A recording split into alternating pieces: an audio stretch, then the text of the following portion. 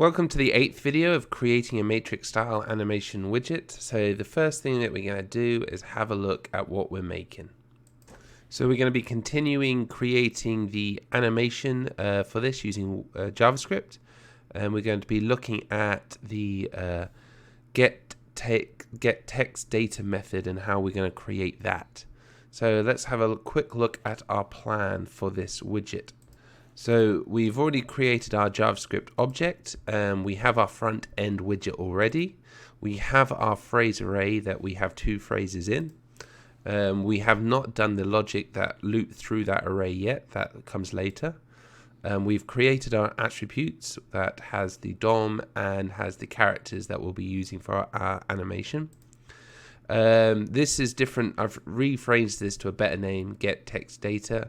This is what we're going to be doing. So in this video, we're going to be creating this method.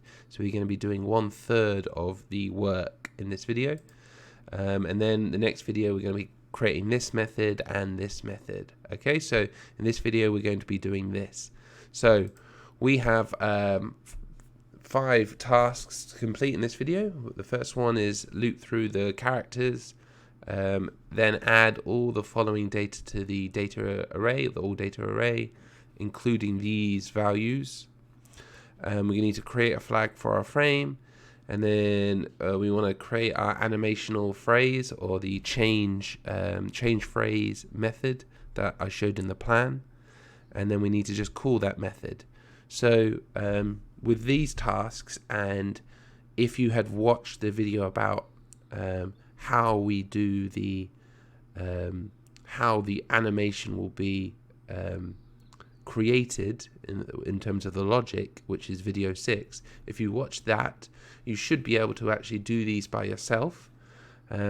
So if you can, stop the video and try. Otherwise, continue watching and see how I do these 5 tasks. Okay, so what we need to do is I've opened up the matrix folder. These are the files that we've already created. Let's look at the first task. We need to loop through the characters of the largest phase or phrase. So we need to create a for loop that loops through everything. We are going to open up our main JavaScript file, and we're going to continue working in this get text data method. So what we need to do is we need to loop through this length value here. So a normal for loop should be fine. So I'm going to just go through each of the loops. So then I set the initial counter at 0. Then the condition is as long as this counter is less than the length, then execute the code, and then after you execute this, I want you to increase the counter by 1. So that will allow us to loop through the largest phrase that we have got from this line of code. And then the next one, we need to add the following data to the all data array. So we need to get the data from it. So this is for the old character and new character. What we want to do is we are just going to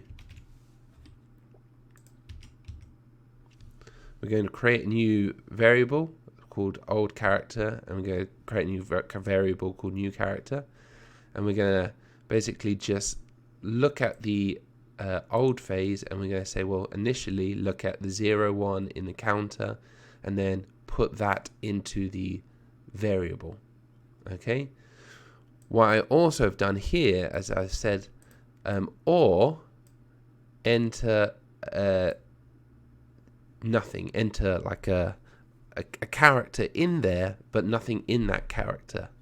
So remember, there potentially could be one phrase that's larger than the other phrase, but we still need to add a character so that both phrases are exactly the same size.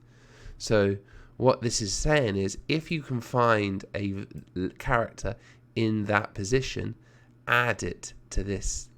Otherwise, just add this character which contains nothing to it. So by the end of this loop, we'll have an array, an all data array that we add these values to, and they will contain the exact same length of each phrase. So we've done that one and that one. Now we need to create values for our animational start and finish. Now this is this has to be random. Yeah, so we can we're going to create a random two random figures here, and the only thing that we need to make sure is that first they are an integer. Yeah, so we want them to be a whole number, so that's why I've used this math method floor. And then do remember that the math random method here, it takes a random number between 0 and 1, so it'll take 0.45, which is not what we want. So then we need to times it. So the more you times it, in terms of, you can dictate, I guess, the speed in which it the code is takes to convert between one phrase to the other. So the larger this number is, the longer it will take for the frames to convert the full code, because if you remember that logic one, they will only convert when the frame number value matches up to the finish end value. So the higher this number is, the longer the animation will take to do. So I've decided to put it 40, but it's up to you. Potentially what you could do, if you want to create a settings page in your plugin, is you could put this duration, and then you could put a value here, and then you can select this, for example, like that. And so if you just change this number, then it'll change the duration of the animation. Okay. The only other thing that you need to make sure that you remember is that the animation end has to be larger than the animation start. So what I've done is I've just made sure that the animation end is animation start plus another random number. Okay, so we've done almost that. We haven't completed it. This is the random character. So this will probably be easier to explain why we need this later on. But what I'm going to do is I'm just going to add a random character here. So what this means is that then I can add this to my array, and then when the animation continues, so remember, between the animation start and the animation end, this is when we'll get our random characters to be changing. We don't want in each frame a new character. So we don't want it to change each frame, because then that'll be really chaotic. We want the same random character to appear in each of the frames.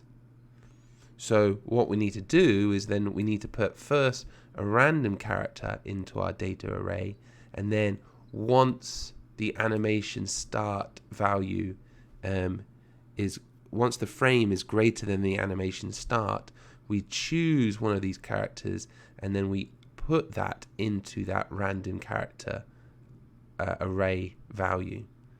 So hopefully that makes sense. If not, as we go along, you'll start seeing why we need to do this later. Okay, so we've now created all of our values. That's great. We need to, we haven't added it to our array yet. So we need to add that. And so in JavaScript, if you want to add something to an array, you need to push it onto an array. So we're saying, let's just push all of these. So we're going to make one array. So in each loop, there'll be one array created. So what we're actually doing here is making an array of arrays.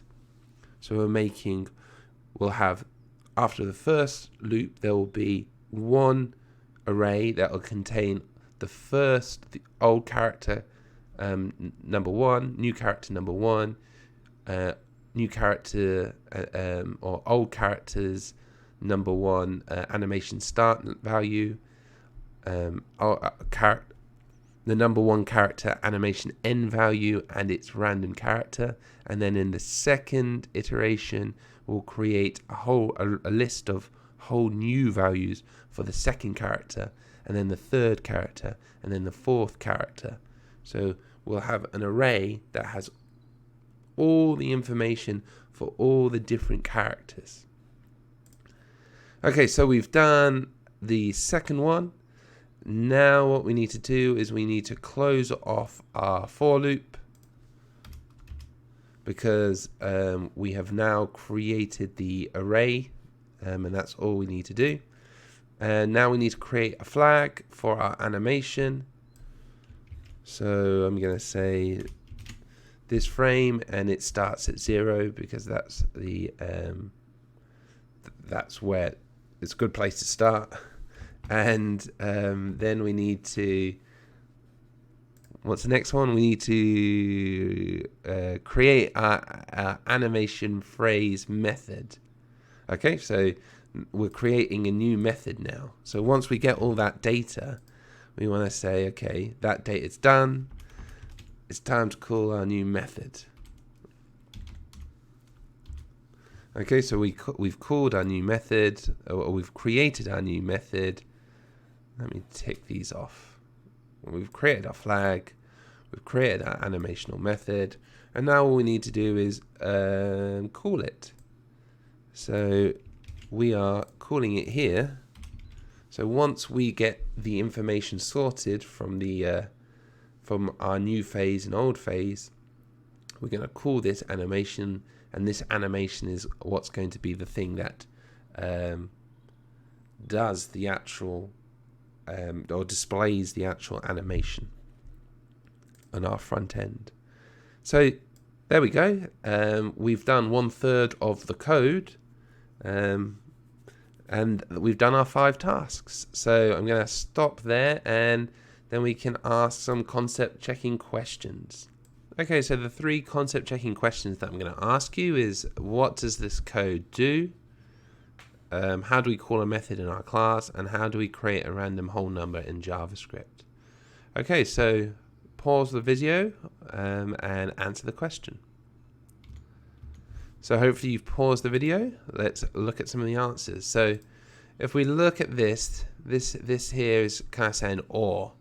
So it's saying input this value from this position if or input the value in this position, and then if there is no value there, then input the second option. Okay. How do we call a method in our class? Well, because we're in our class, we want to refer to the class, and because we're inside the method, we have to use this. So we're saying this, and then we just need to do the name of the method itself. The last one, how do we create a random whole number? Again, I need to, in JavaScript, it's slightly different than some others, where the random number that's generated is 0 to 1. And so you need to multiply it if you want to get a range. So there are actually some pre-built online, there's some pre-built, I guess, code that allows you to help find the maths that you need to generate the kind of numbers that you want. So if you are a bit worried about trying to create the right kind of random value, you can go online and you can find code that will help you get that right value. And just make sure that if you do that, you need to make sure that you if you want it to an integer, you need to just make sure that you create you create it. For example, this math floor puts it to the nearest, rounds it down, as it were. So hopefully you got all those right. If you found this video useful at all, please subscribe so you can get access to more videos, or you are notified when I release more videos. If you found it useful, leave a comment or like the video. So let me know if you are finding these videos useful, and I'll continue to make them. So thank you and goodbye.